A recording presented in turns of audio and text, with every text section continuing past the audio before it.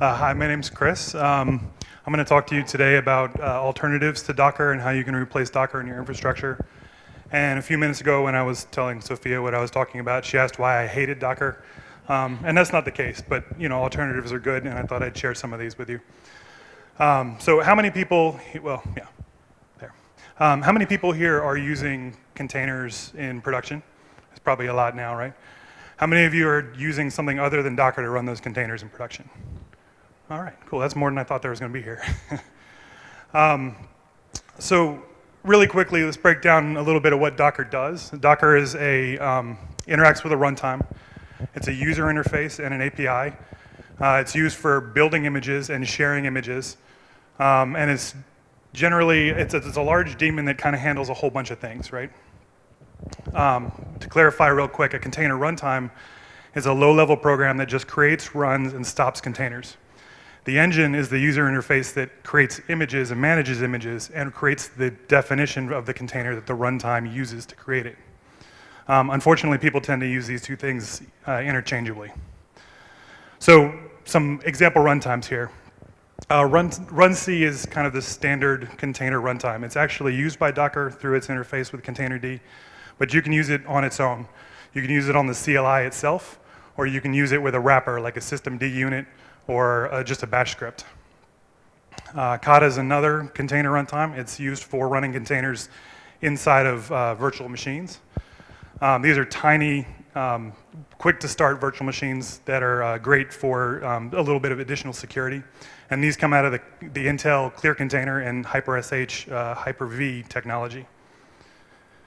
Again, container engines are the user interface and the image management portion. It's the piece that they're higher level applications and they're actually designed to be worked with by humans. Cryo is kind of the one of the de facto container engines now. This is what's used by the Kubernetes project. It works with the CRY standard or container runtime interface. And it talks to runc down below. Podman's another potential container engine. It's originally was designed to debug and troubleshoot the cryo pods in Kubernetes, but it can be used as a drop-in replacement for Docker. So like Podman run, Docker run, Podman build, Docker build. It'll just, for almost everything, just be a drop-in replacement. Rocket is a daemonless engine that uses the default unit of an application, or considers a Kubernetes pod the default unit of an application. And it's got some really cool tools for process segregation or keeping processes away from one another. So you can go from a single process all the way up to confined within its own virtual machine. Singularity is a container engine that's used a lot for research and HPC. And it's got really good, robust GPU support for research workloads. It has its own image format, but it also can use the Docker image format. And they're working toward compatibility with the Kubernetes CRY interface. So someday, Kubernetes can run Singularity containers for you. LXD is a container engine that's used for interacting with the LXC runtime in the Canonical projects.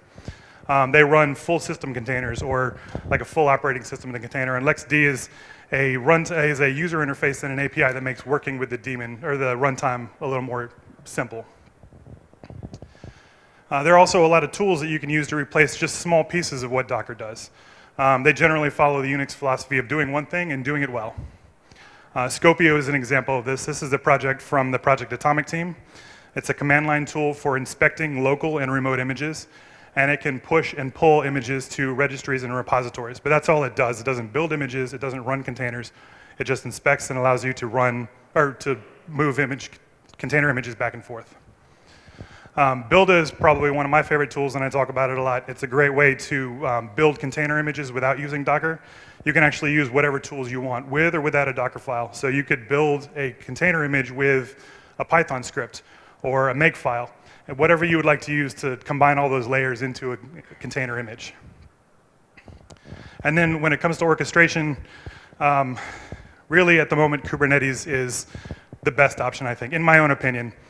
There's not anything else that's really in the same ballpark at the moment, so just use Kubernetes until we have more and better competing alternatives for container orchestration. And thank you very much. My name is Chris Collins, and if you'd like to talk about containers or anything else, I'd love to talk to you. Thank you.